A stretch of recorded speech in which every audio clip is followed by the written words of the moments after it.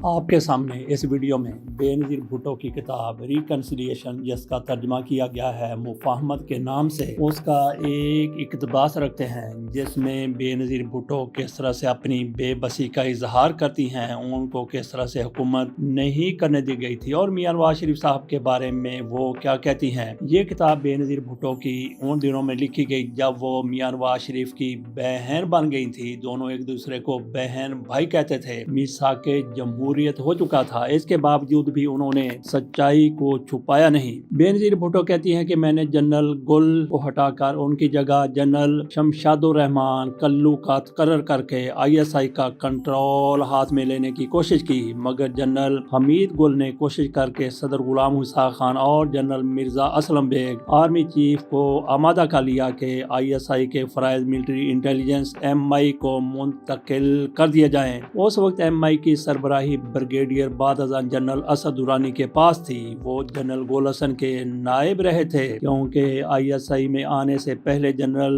گول MI کی سربراہی کرتے رہے تھے۔ اگرچہ حکومت کو غیر مستحکم کرنے کی ISI کی اہلیت غیر مؤثر کی جا چکی تھی، مگر فوجی سیکورٹی کی مہم MI کی حمایت کے ساتھ چلتی رہی۔ یہاں پہ رینک بتایا گیا ہے اسد درانی کا بریگیڈیئر، وہ شاید میجر جنرل تھے۔ بےنظیر بھٹو کہتی ہیں کہ دنیا کی توجہ صدام حسین کے کویت پر حملے کے مرکوز ہونے کی سیاسی ڈھال کی آڑ میں انتہا پسندی کی قوتوں نے آئین کو 8ویں ترمیم، جو صدر کو ایک منتخب حکومت کو برخاست کرنے اور 90 دن کے اندر انتخابات منعقد کرانے کا اختیار دیتی تھی، اس کی مضرت رساں شکوں کے تحت میری حکومت 6 اگست 1990 کے روز گرا دی گئی۔ کچھ ہی عرصہ بعد میرے شوہر آصف علی زرداری کو گرفتار کر لیا گیا۔ ہم دونوں کو اور ہمارے ساتھیوں کو جعلی الزامات کے تحت خصوصی ٹربیونل کے سامنے پیش کیا گیا۔ ہمیں سیاسی طور پر اپاہج کرنے کی مہم کا آغاز کر دیا گیا۔ بےنظیر بھٹو اپنی کتاب مفاہمت میں کہتی ہے کہ MI کے سربراہ جنرل درانی نے اب ISI کو سنبھال لیا۔ ISI پاکستان پیپلز پارٹی اور میرے خاندان پر زور شور سے حملہ آور ہوئی۔ یہاں پہ جنرل شمشاد الرحمان کلو کی بات کی گئی ہے، ویسے ان کے بارے میں نام کے بارے میں شاید کوئی شبہ ہو، کچھ لوگ عبد الرحمان کلو بھی کہتے ہیں۔ ISI پاکستان پیپلز پارٹی اور میرے خاندان پر زور شور سے حملہ آور ہوئی۔ اخبارات میں کینہ ورانہ اشتہارات دیے گئے، مجھ پر اور میرے خاندان پر بدعنوانی کے الزامات لگا کر ہمیں گرفتار کیا گیا اور ہماری ذات پر کیچڑ اچھالا گیا۔ انتخابات میں دھاندلی کے لیے ایک خصوصی سیل قائم کیا گیا۔ اس وقت میں نے ISI پر سیاسی اہداف کے لیے خود مختارانہ طور پر کام کرنے اور فوج کے نام کا استحصال کرنے کا الزام لگایا۔ میں نے کہا اس نے فوج کو میرے خلاف کر دیا ہے اور یہ کہ میری حکومت کو افغان جہاد میں لڑنے والوں نے غیر مستحکم کیا ہے، جو ضیاء کی آمریت کے اس کی نام نہاد اسلامائزیشن کے حامی تھے اور جمہوریت کو اپنے اہداف کے لیے خطرہ سمجھتے تھے۔ اس کے بعد پاکستان میں ہونے والے انتخابات کی حیثیت محض ایک ڈھونگ کی تھی۔ ہمارے جماعتی کارکنوں کو جیل میں ڈال دیا گیا۔ بعد ازاں مہران بینک کے انہدام کے بعد ISI کے سربراہ جنرل درانی نے اعتراف کیا کہ ISI نے پاکستان پیپلز پارٹی کی شکست کو یقینی بنانے کے لیے نجی ملکیت کے حامل مہران بینک سے 6 کروڑ روپے لیے تھے۔ میں ہمیشہ سوچا کرتی ہوں کہ 1990 کے انتخابات میں میرے خلاف چلائی جانے والی مہم کو پیسہ فراہم کرنے کے لیے نہ جانے اور کتنے بینکوں سے قرض لیے گئے ہوں گے۔ اور 30 ستمبر 1990 کے روز امریکی حکومت نے جوہری پھیلاؤ پر پریسلر تنظیم کا اور 30 ستمبر 1990 کے روز امریکی حکومت نے جوہری پھیلاؤ پر پریسلر ترمیم کا حوالہ دے کر پاکستان کی تمام تر غیر ملکی امداد روک دی۔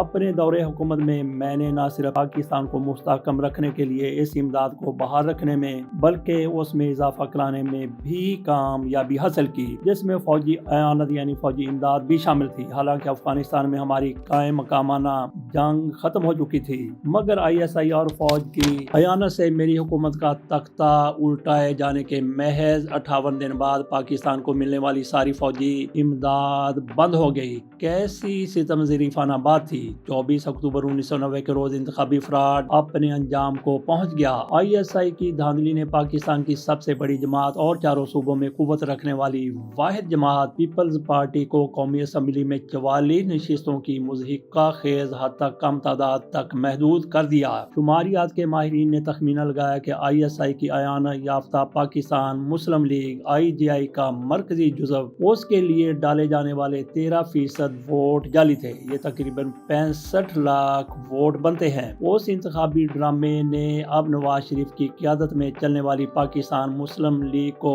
قومی اسمبلی میں حتمی اکثریت اور چاروں صوبائی اسمبلیوں کا کنٹرول دے دیا۔ مجھے حزب اختلاف کی قائد منتخب کر لیا گیا۔ بے نظیر ریکنسیلیشن میں لکھتی ہیں، نواز حکومت نے تقریباً فوراً ہی میرے شروع کیے گئے معاشرتی پروگراموں کو ختم کرنے کی کوششیں شروع کر دی۔ پریس کی سنسرشپ دوبارہ شروع کر دی گئی۔ طلبہ یونین پر ایک بار پھر پابندی لگا دی گئی۔ حزب اختلاف کی میڈیا تک رسائی ختم کر دی گئی۔ نواز بجٹ میں سوشل سیکٹر پر دیا جانے والا زور اور مختص فنڈ ہٹا کر فوج کی طرف منتقل کر دیے گئے تاکہ آئی جی آئی کی اس سرپرست کو مطمئن کیا جا سکے جس نے اس کی انتخابی فتح کا اہتمام کیا تھا۔ تعلیمی پروگراموں کے لیے مختص بجٹ پر اس کا اثر خصوصی طور پر ہوا اور ذاتی طور پر میرے لیے یہ بڑی تکلیف دہ بات تھی کہ پاکستان میں خواتین اور لڑکیوں کے لیے میں نے جو اصلاحات کی تھی ان میں سے کئی ایک ختم کر دی گئی، جن میں خواتین کے لیے قائم کیے گئے صحت اور آبادی پر کنٹرول کے مراکز بھی شامل تھے تاکہ مذہبی جماعتوں کے حکومتی حمایتی بھی مطمئن ہو سکیں۔ مگر ایک پارلیمانی ڈھانچے میں حزب اختلاف کی قائد ہونے کی حیثیت سے مجھے نئی حکومت کے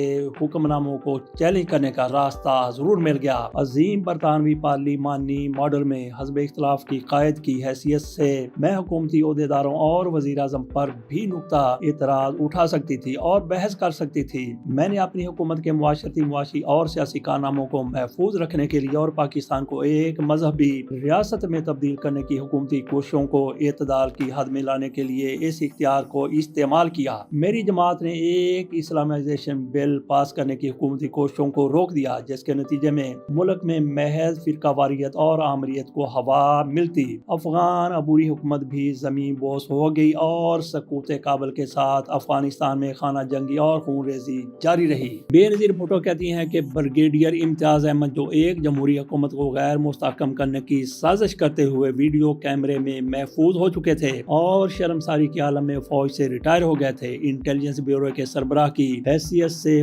واپس بلا لیے گئے۔ پاکستان پیپلز پارٹی کے خلاف غیر اخلاقی حربوں کی ایک مہم کا آغاز کر دیا گیا۔ پی پی پی کو الزام کی زد میں لانے کے لیے ایک ہوائی جہاز کو بھی ہائی جیک کیا گیا مگر غیر ملکی حکام نے اس منصوبے کو ناکام بنا دیا۔ بے نظیر بھٹو کہتی ہے کہ مجھے قتل کرنے کے لیے دہشت گردوں کی طرف سے ہونے والے ایک راکٹ لانچر حملے میں میرے ہم رکاب چلنے والی ایک پولیس وین کو اڑا دیا گیا۔ میں بال بچی، وین میں موجود تمام افراد مارے گئے۔ میرے لیے یہ ایک دشوار اور چیلنجز سے بھرپور کام تھا مگر پی پی پی نے اس تصور کو بحال کرنے کی پوری کوشش کی کہ پاکستان ایک جمہوری ملک ہے۔ حزب اختلاف کی قائد کے طور پر میں نے جتنی شدت سے کام کیا مجھے اتنی ہی شدت سے احساس ہوا کہ میرے ملک میں جمہوریت کا خواب زندہ ہو سکتا ہے۔ نواز شریف کی پہلی حکومت کی آمد کے وقت بین الاقوامی طور پر دہشت گردانہ حملوں کا ایک سلسلہ جاری ہو گیا۔ ممبئی میں دھماکے ہوئے، نیو یارک میں ورلڈ ٹریڈ سینٹر پر پہلی بار حملہ کیا گیا۔ پاکستان جلد ہی